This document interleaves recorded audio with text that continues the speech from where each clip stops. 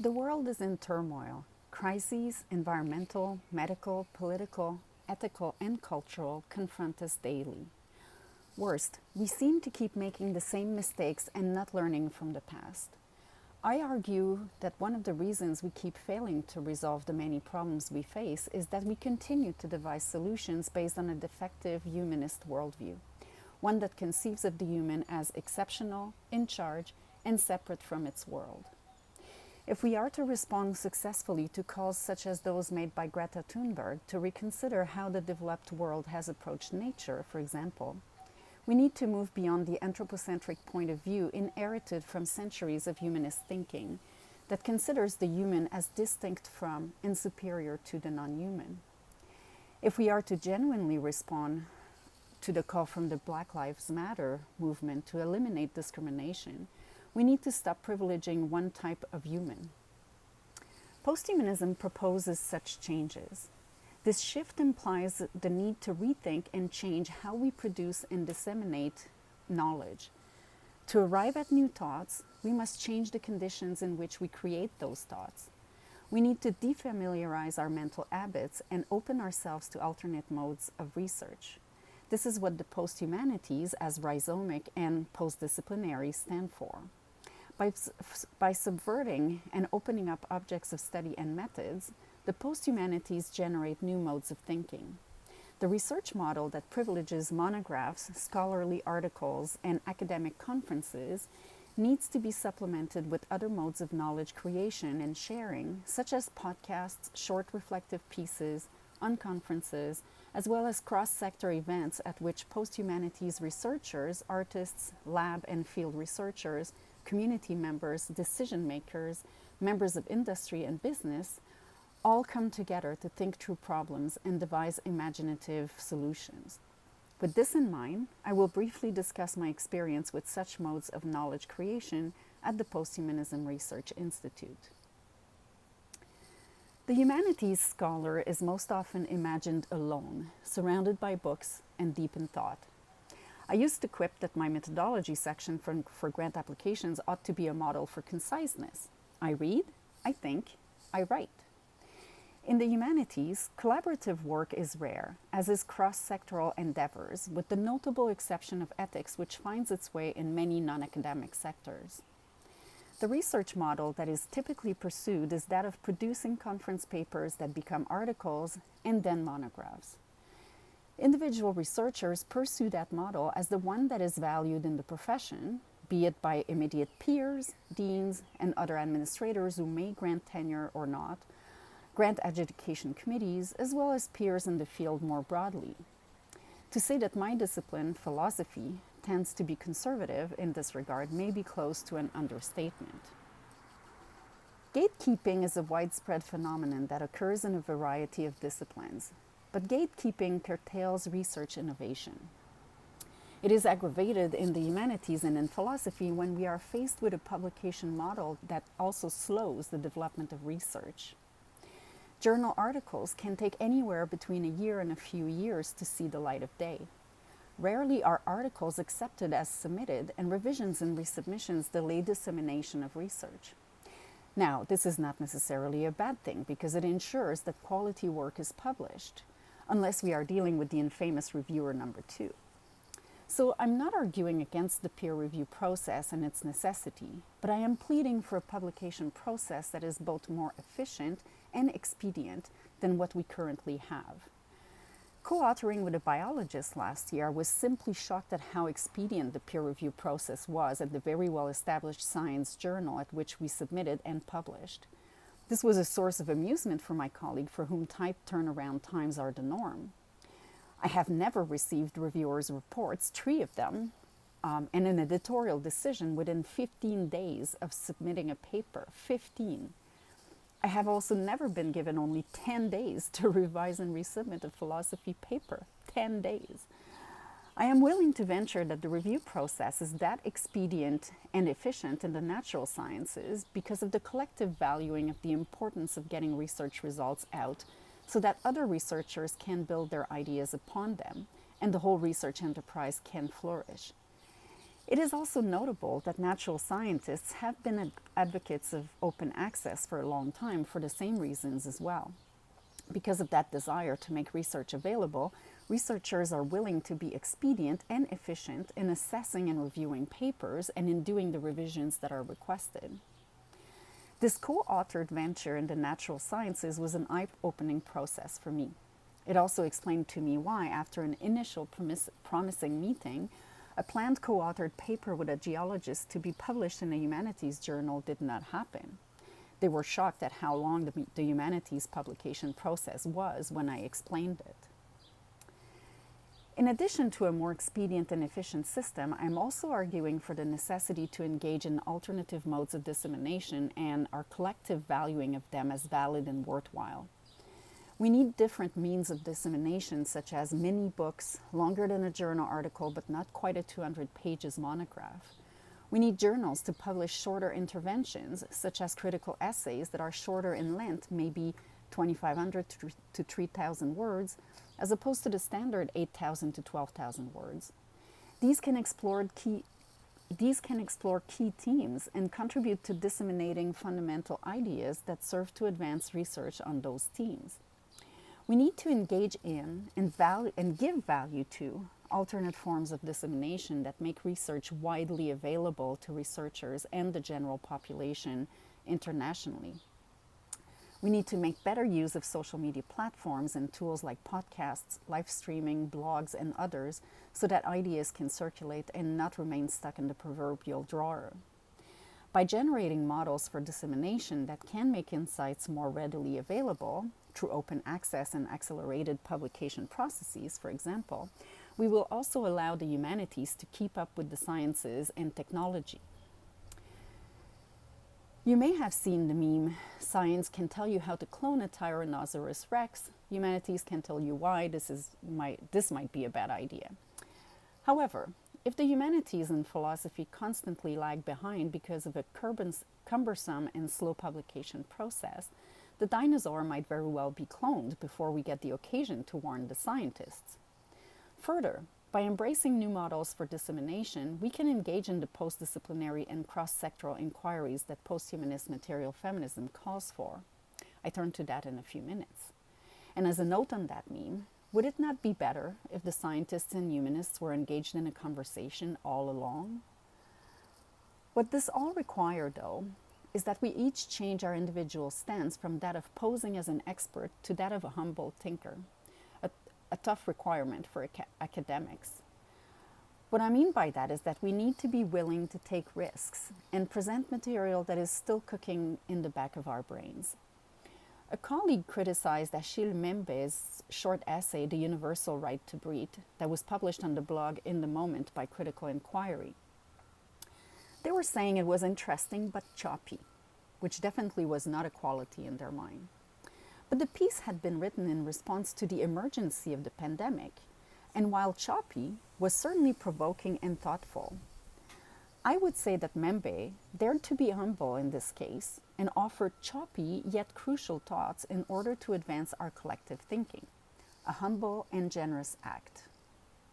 We need to be humble and acknowledge that the thoughts we have and theories we put forward are not the product of isolated activity in our sole genius. The model we are working with, however, does imply that we form our thoughts in isolation. By adopting it, we deprive ourselves of valuable input in our thinking processes that can potentially lead to better theorizing. A posthumanist material feminist stance that considers all beings, human and non-human, as deeply entangled can help us with this realization. Marilyn Strathern claims that, quote, "It matters what ideas we use to think other ideas," end quote. In Her Staying with the Trouble, Donna Haraway spins this claim by giving it many different and really interesting iterations. The point is that ideas and are assemblages that emerge from the various entanglements in which we exist and that we ourselves are. Ideas spring from the dynamic material engagements with each other and the world. Therefore, our manner of engaging, the very practices we adopt to think, feel, experience, and theorize matter a great deal. As Karen Barrett famously posited in her Meeting the Universe Halfway, knowing does not come from standing at a distance and representing, but rather from a direct material engagement with the world. And the way in which we engage shapes our knowing. To create new thinking, which is urgently needed, we need new methods. In their introduction to the volume Participatory Research in More Than Human Worlds, Bastien and al. Point out that, quote, methods don't just describe worlds, but make worlds. Questioning the methods by which knowledge is created and science is done is key to shifting away from paradigms of human exceptionalism. While they make this claim in the context of doing research with non-humans, the necessity to question methodologies and adopt alternative ones applies to the human as reconceived through the posthumanist material feminist lens. The human as Zoe, Geo, techno-framed subject, as per Rosie Bridotti, is always already more than human. How do we build an ontology, an epistemology, an ethics for such a being? How do we think through the various entanglements and their implications? I believe that collaborative, post-disciplinary, and cross-sectoral research projects are the most likely to yield the new ideas we need. The work we do at the Posthumanism Research Institute at Brock University and the activities we organize seek to adopt non-conventional modes of knowledge creation. One example is the collaborative work we do with a theater company on a funded partnership.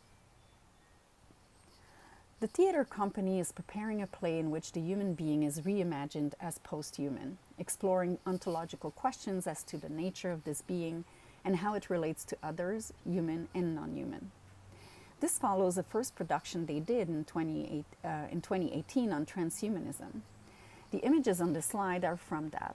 The current project combines traditional research activities undertaken by research assistants, such as producing summaries and reading notes, and faculty researchers, such as taking part in workshops, making scholarly presentations, and writing articles, as well as non-conventional activities. At our workshops, in which academics take part, the playwright and stage designer from the theater company lead the creative portions. They then author the play based on the ideas and concepts elaborated in the more traditional academic activities and in the creative portions of the project. One workshop took place in February 2020. In preparation for it, all participants were reading excerpts from Bredotti's Posthuman Knowledge and Francesca Ferrando's Philosophical Posthumanism, so we could all share a common theoretical basis.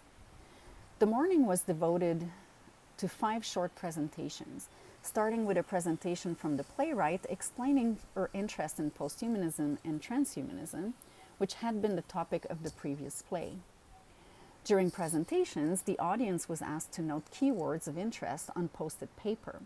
This gave academics some familiar ground upon which to navigate the day. During lunchtime, the playwright and stage designer posted the keywords on the wall of the room, clustering them by themes. These were to be used later. After lunch, the creative portion of the workshop unfolded. It started off with some warm-up bodily exercises regularly used by actors and creators, such as standing in a circle and passing an imaginary ball from one participant to another while making sounds. These are designed to provide actors with the experience of warming up the body, connecting with experiences of stimulus and impulse, engaging the actor's imagination, and warming up the connection between participants. Needless to say, these are not exercises that academics are familiar with. With the exception of the playwright and stage designer, all participants were academics, faculty members, graduate students, and one undergraduate student. I would add another purpose to the exercises for that specific group. It signaled that they were going to engage in thinking in a significantly different way than what they are used to. After that, all participants were asked to form teams of 3, preferably with individuals whom they did not know well, so as to be confronted with different ideas. They were tasked with drawing a life-size posthuman, using paper from a roll, and drawing the silhouette of a team member on it. They were to think about which features to retain and which to enhance, and why, drawing those features on the paper. This life-size portrait was to be presented to the whole group, catwalk style, and to a song chosen by the team, followed by a brief explanation of the rationale for that posthuman. The 5 posthumans that were created had interesting overlapping and diverging features. The second creative exercise of the afternoon involved the same teams working on a short scene to be staged in which they would explore a non-dystopian posthuman future. They were to create a storyline for up to 3 characters, rehearse it, and then perform it to the group. Interestingly, and as remarked by the playwright after all teams performed, all imagined scenes contained dystopic elements, unveiling various degrees of anxiety as to what a posthuman might be and how they might exist. The research conducted that day represented forays in ontology, epistemology, and ethics, as we sought to reconceive the human from a posthumanist material feminist perspective. Shaking up the methods, engaging in creative exercises atypical of philosophical research endeavors, opened our minds, individually and collectively, and allowed us to formulate ideas in a way that a traditional setting may not have been favorable to. Some activities, like the morning presentations, were more familiar and traditional, but the materiality of our surrounding impacted and inflected the unfolding of this activity. We were in a theater practice studio, not wearing shoes, some sitting on the floor, and others moving around the room freely. A variation of Strathern's claim mentioned earlier goes, "It matters what matter we used to think other matters with." It did that day. The workshop was generative, as per the participants' self-reporting and my own experience through it as a full participant and not merely as an observer, in ways that a traditional workshop or conference could not have been. Other activities and events at the PRI seek to destabilize participants and confront them to different disciplinary perspectives by organizing transdisciplinary panels on themes, and also different modes of engaging by asking them to bring an object to illustrate the topic of their presentation, for example, or ask them to do shorter presentations, always a challenge for talkative humanities scholars. Other postdisciplinary and cross-sectoral research projects in which I'm engaged comprise a combination of conventional and non-conventional research activities so as to find ways to think outside the proverbial box. The current worldwide pandemic and various modes of quarantine have pushed researchers to disseminate their work and ideas in alternative ways. There has been a significant rise in the publication of blog entries and vlogs, as well as use of video conferencing to allow for exchange to take place. In one blog entry on the pandemic, pondering whether philosophy can offer any help, Marie-Claude Saverchel described the times we live in as a boiling pot in which we are faced with an onslaught of information and opinions on the situation, which constitute what she calls a state of cacophony. A colleague launched a small interdisciplinary discussion group, which they named the Pandemic Theory Response Group, in which we are invited to share our thoughts on the crisis and what we came across in our daily readings about it. This allowed me to acknowledge and focus on the existing academic cacophony, which challenges the humanist model of the lonely scholar relegated to their study with their books and deepen their thoughts. The urgency with which thinkers are disseminating their sometimes less than polished ideas so that a conversation and the creation of ideas can occur is fascinating. As I see it, it points to the limiting and constraining nature of the lonely scholar in their study model. Collaborative thinking, such as the one that can occur when we meet and discuss our ideas, be it at a workshop, in a classroom, at a meeting, in co-authoring settings, creating an artwork, experimenting with methods, all of this can enhance our thought generation processes. One is a better thinker when one can engage in collaborative thinking and in creative activities. Deprived of real-life encounters and their generative possibilities, thinkers seek replacements via the academic cacophony we are experiencing. This is all a good thing, and another way for philosophy and other humanities disciplines to shake their old habits and perhaps realize widely the benefits of breaking with the cherished humanist model. We live in unprecedented times that require unprecedented thinking.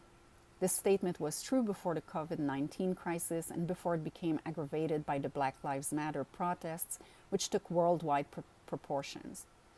The statement is even truer now as we are trying to figure out what next and do not want to go back to a normal we now see as so deeply problematic, in case we didn't before. It always was. The multiple crises we face have their roots in humanist modes of thinking that posit the human and a certain white, able-bodied, cisgendered, and heterosexual human as exceptional and on top of a hierarchy of beings, thereby justifying various regimes of oppression. The critique that is brought forward by posthumanism and material feminism allows for the demonstration of the roots of the crises and offers alternatives to conceiving of ourselves as the entangled beings we are. To develop and adopt these alternative modes of thinking, we need to think new thoughts, which means we need to teach and research differently. Never losing sight of the manifold entanglements of beings and thereby moving away from a human-centric perspective requires that we adopt alternative methods in any and all fields. As humanities educators and researchers, we stand to benefit greatly from engaging in challenging non-conventional activities that are fueled by a posthumanist perspective, such as the ones I have explored and experimented with and briefly delineated here. This will force us to think differently, breaking our old habits and creating new ways of conceiving the world. This is much needed at this time. Thank you.